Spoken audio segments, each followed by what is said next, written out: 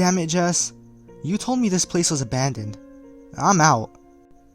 I cursed as I turned my back to the stately, well-kept house that was very obviously not abandoned, making me lose whatever nerve I thought I had. Jess and I were what you might call disenfranchised youths. Our prospects for the future were pretty bleak, and we were pissed about it. With things only getting worse for us this year, we had decided we were finally pissed enough to do something about it. Or at least pissed enough to do something that made us feel like we were doing something about it. Our plan was to raid what we believed to be an unoccupied home of our town's wealthiest resident, taking anything of value we could carry while tearing the place up to send him a message.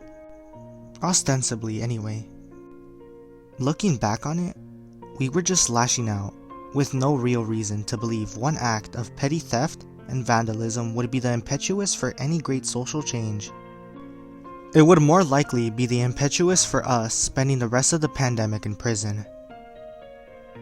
I never said it was abandoned. I said it was unoccupied. Jess insisted as he grabbed me by the shoulder. It's a guest house where Chamberlain keeps any out-of-town guest when his mansion is overflowing with hot girls. I'm pretty sure Chamberlain's gay actually.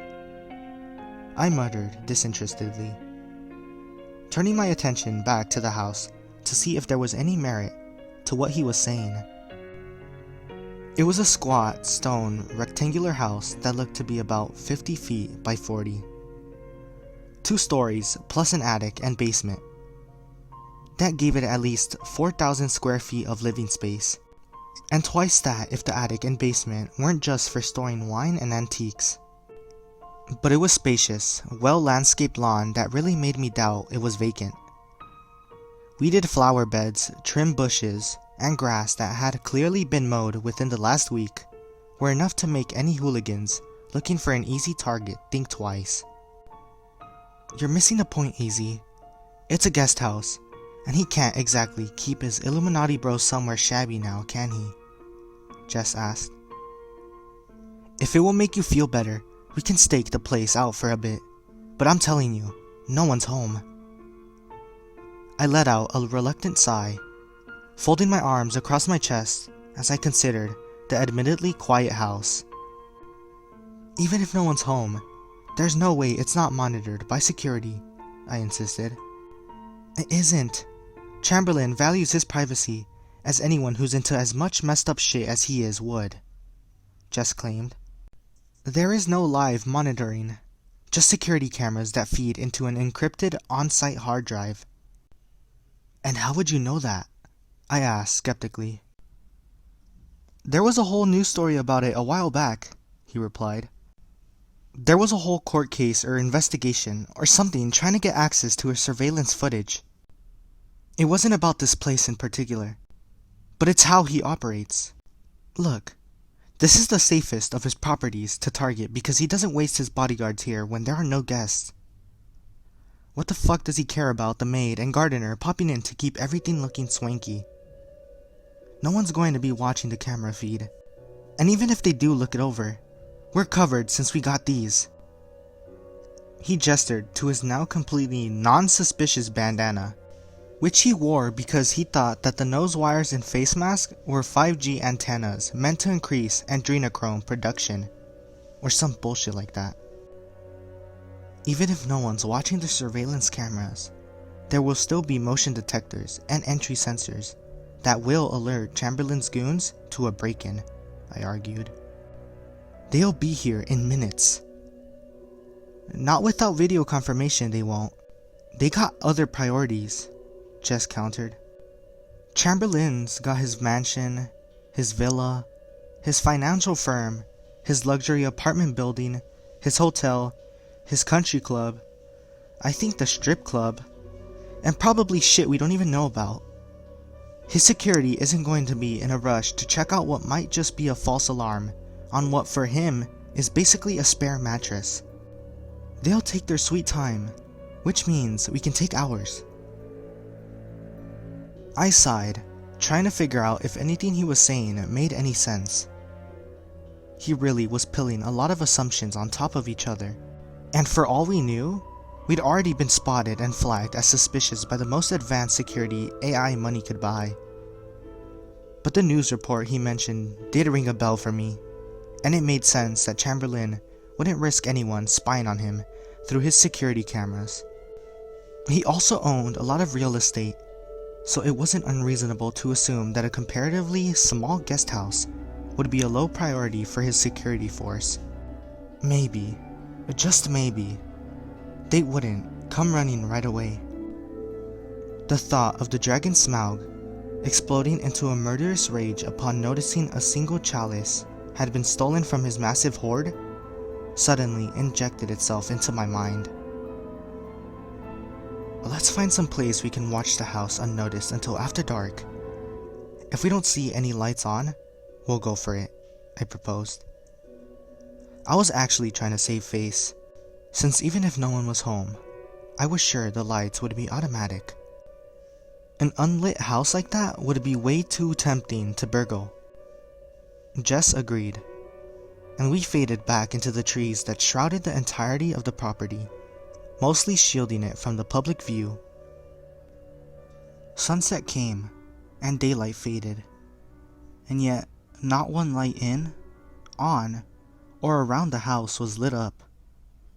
It became so dark it was actually hard to make the nearly mansion-sized house out in the gloom. "What did I tell you, man? Nobody's home," Jess declared as he started heading towards the stone fence. I started to object, but couldn't think of anything to say. If Chamberlain didn't even care about this place to put the lights on a timer, then Jess was probably right about the security being lax. I jogged over to him, and together, we hopped the fence and sprinted across the spacious lawn. "Watch out for the koi pond," Jess warned as we narrowly avoided walking into the decorative pool.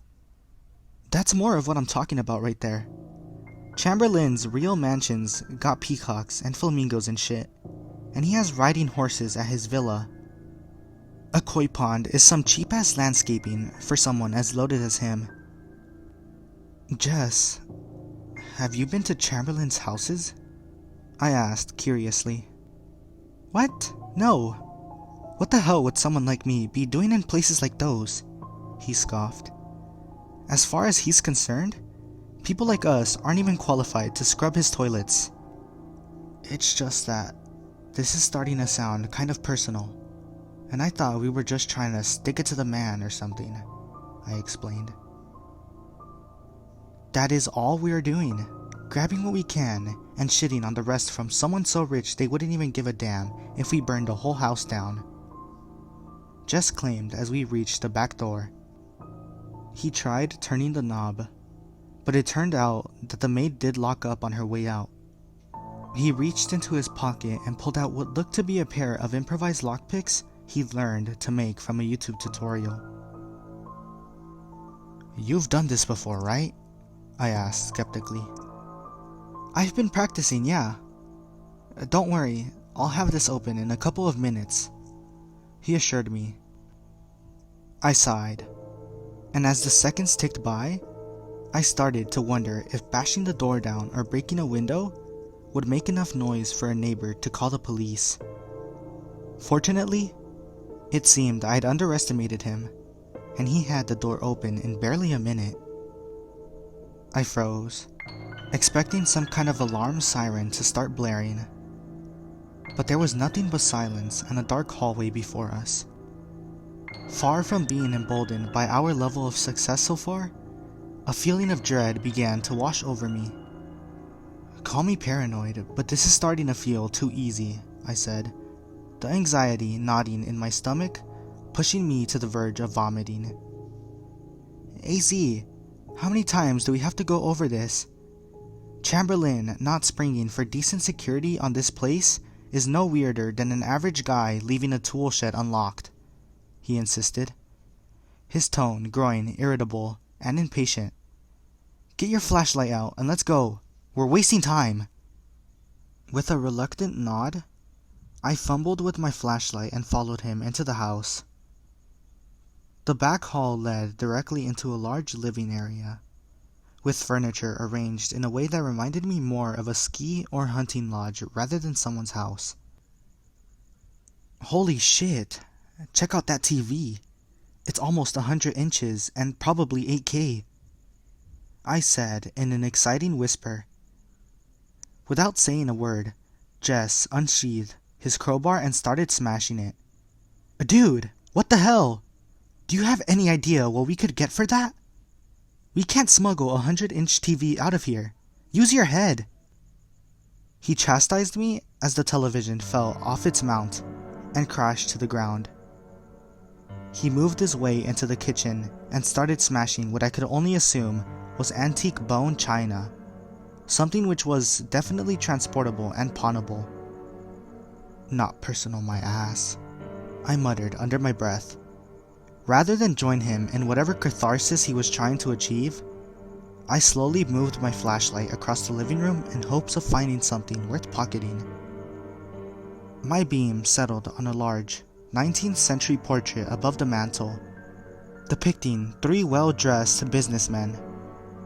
The one in the middle looked like Chamberlain, tall, slender, and handsome with dark brown hair, dressed all in reds, and that same punchable smug smirk on his face.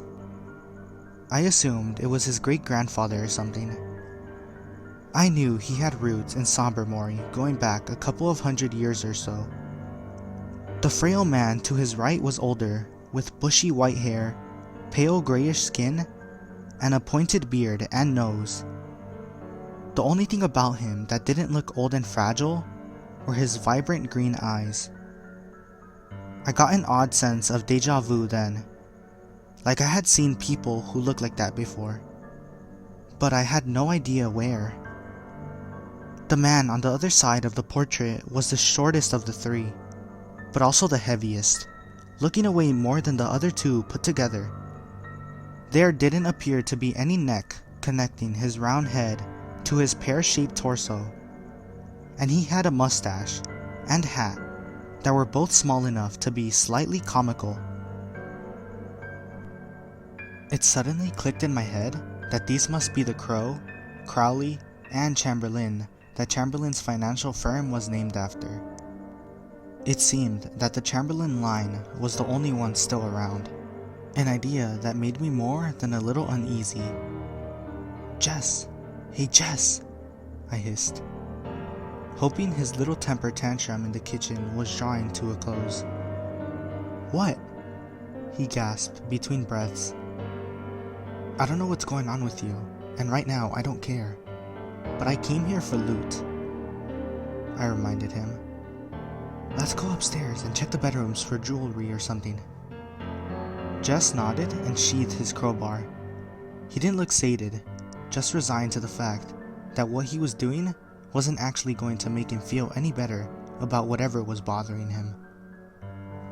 We crept quietly up to the 2nd floor, though I don't know why. Since Jess's little rampage in the kitchen hadn't brought anyone downstairs, it seemed safe to assume that the house was deserted. Once we were upstairs, I just turned the first doorknob in front of me, expecting to find nothing more extraordinary than a neatly kept spare bedroom. Instead, what I stumbled into was some kind of 19th century laboratory. It ran most of the length of the 2nd floor, and I suspected that maybe it had at one point been multiple adjacent bedrooms, since there were a couple more exits into the hallway further down. There were tall bookshelves holding well over 1,000 hardbound tomes, alongside shorter, sturdier shelves for jars and vials of strange liquids, preserved specimens, and unsettling-looking artifacts. There was a writing desk, a telescope, and 3 workbenches, none of which had any chairs by them. A section of ceiling was missing at the far end, enabling a mechanical lift to ascend into the attic, and likely down to the lower floors as well. Throughout the room was a haphazard collection of steampunk-looking contraptions of all shapes and sizes, the crown jewel of which was an actual brain in a vat.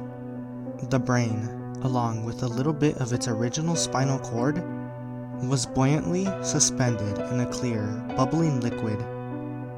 The vat was mounted on a wheeled podium made from dark oak and polished brass. The front side sported several closed panels and an analog interface of glass dials and ebony knobs. Beneath and beside the panel was a pair of shelves, each of which supported a folded-up mechanical arm with a claw grasper.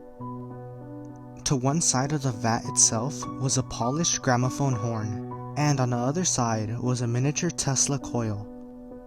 On the back side there was an accordion-like bellows, constantly rising and falling, which was presumably what was aerating the vat. Strangest of all, perched on top of the vat was a vintage bowler hat. "What the fuck?" I muttered as I stepped into the room, taking in the bizarre scene as quickly as I could. I spun around to Jess, who looked just as confused as I was. "Did you know about this?" "No way, man, I swear. This is some Jules Verne shit or something," he replied, slowly stepping towards the brain in the vat. "I'm not a doctor, but this brain looks real to me. This thing isn't just some Halloween decoration or something. It's an actual preserved human brain." That is so fucked up, man. Why would someone preserve an actual person's brain like that? I asked, shirking away from the abomination in mortified horror. "Like I said, Chamberlain's a fucked up dude," Jess replied, a devilish grin spreading across his face. "Jess, dude, what are you thinking?" I asked, already knowing what he was going to say. "Only that this freaky thing here must be a hell of a lot more irreplaceable than a TV and some dishes," he answered, raising his crowbar to smash the vat to smithereens. Before I could object, the Tesla coil sprang to life and shot him with a bolt of indigo electricity, sending him tumbling backwards and crashing to the floor. "What the fuck?" he screamed, clutching his torso in agony. The brain began to glow with a ghostly blue aura, tendrils lapping out at the vat like a plasma ball, and the podium rolled itself on creaking wheels towards us. "Well, lads, I was hoping not to have to play my hand, but you've gone ahead and forced the issue." A monotone voice boomed from the gramophone horn. "Jesus Christ, you're alive?" I screamed. "Better. Alchemically reanimated," it boasted. A proprietary concoction of protoplasmatic rejuvenates and protectorants was all that was required to keep me from the dread Persephone's realm. I told myself that it couldn't be real, that it was some remote-controlled prop someone was using to scare us, but the brain, the undeniably real human brain, was able to move about inside the vat with the ease of lively fish. It was moving itself with the inexplicable aura that flickered when it spoke. I tried to think of everything I knew about cryogenics and brain-computer interfaces to find some possible rational explanation, but there wasn't one. I was staring at a glowing, disembodied, still-conscious brain in a vat that was telepathically controlling a clockwork, lightning-shooting automaton. "AZ, run!" Jess gasped, pleading with me to leave him behind. I wasn't ready to leave him just yet though, so I tried dragging him towards the door. Another bolt from the Tesla coil not only slammed the door shut, but locked it as well, demonstrating far more precision than should have been possible. "Sorry, gents, but I'm afraid an Irish goodbye is quite off the table," the brain informed us. "Allow me to properly introduce myself then. I am Professor Whitetaker C. Crowley, or at least what's left of him.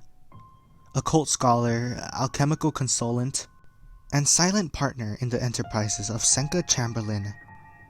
"Silent partner?" I scoffed. The thing had the volume control of a Dalek. "I am aware of the irony of that title," it screeched. "Your friend is dying, so I'd advise you to watch the sass if you expect any help from me." I looked down to take a good look at Jess, and saw that the brain was right. He was bleeding out, no doubt about it. I nodded my head in somber agreement, slowly rising to my feet and lifting my hands over my head. "Can you help him?" I asked softly. "No, AZ, please. I know what this thing does to people. I won't be one of its experiments," Jess ranted as he coughed up blood. "You make it sound like I'm some sort of mad scientist." The glowing brain in the vat chuckled through its gramophone, the pattern of arcing light forming the outline of a smile. As horrifying as it was to look at, the implications of what Jess had just said sunk in nonetheless. "You know what this thing does?" I asked him coldly. Jess, what the hell have you gotten us into?" "I know, I lied. I'm sorry. I was in pretty deep with Chamberlain, but that's over now. And I swear to God, I didn't know that this was where he kept that thing," Jess screamed as the red splotch on his chest grew larger. "Struggle all you want, boy. You'll only bleed out faster," Crowley said as he wheeled over to his shelf of potions. His bronze graspers unfolded and began preparing a syringe. "Do you feel him yet? Cold Hades grasping at you, pulling you down to the underworld? You don't want to spend eternity there. Trust me, I know. But one shot of this to your brainstem, and your consciousness can stay bound to your central nervous system forever. Granted, if you yet to master astral projection, the experience seems to be less than idyllic. But I'll leave it to the philosophy majors to debate if it's worse than literal hell." "AZ, don't let him stick me with that stuff, man," Jess pleaded, tears of existential terror streaming down his cheeks. Crowley was coming straight to us now, his Tesla coil already crackling, ready to put either one of us down in an instant if he needed to. My eyes darted around wildly for any possible weapons, but the only things within reach were monstrous deformities preserved in formaldehyde. I grabbed one and held it out like a crucifix between us and Crowley, hoping he was smart enough to realize what I was threatening him with. "What are you doing?" he demanded, though the fact that he backed up a bit while turning down his Tesla coil suggested he knew exactly what I was doing. "This is formaldehyde. It's flammable. Even explosive, right?" I asked. "You pull any more of your Palpatine crap on us and your whole lab goes up in flames." Crowley made a sort of sighing sound with his bellows and shut his Tesla coil off completely. "Now drop the syringe," I ordered. This time, Crowley hesitated. "Drop it!" "I'll set it down. It would be a shame to waste it," he said as he placed the needle onto the nearest table. Jess started to laugh, and with his last remaining strength brought himself to his feet. "Now, my friend and I are leaving, and you're staying here, got it?" I asked authoritatively. "No, AZ, you're the one getting out of here," Jess said, picking up a jar with a pickled Polyphemus inside. "I'm dying no matter what, and I'm not going to die for nothing." Before I could say anything, he charged at Crowley, smashing the jar right over the Tesla coil. I watched in horror as the two grappled each other, Crowley's graspers crushing Jess's hands, but Jess slamming Crowley against another shelf, bringing multiple jars of formaldehyde down on both of them. Either in panic, desperation, or just a short circuit, Crowley fired his Tesla coil, immediately sparking a blaze that engulfed them both. "Run!" was Jess's final word to me. There was nothing I could have done to save him then, so I ran. I ran past them and out the next door down from the one we came through, down the hall, down the stairs, and out the back as the second floor burned behind me. I'm not sure how I managed to jump the fence without Jess's help, but I did. Adrenaline, I guess. The next day, the news reported that Jess had died in the fire. They said the fire was arson, that Jess was the arsonist, and made no mention of a secret laboratory run by a floating brain. I don't know if Crowley survived the fire. I don't know if he managed to inject Jess with whatever that stuff was, or if it really did what he said it did.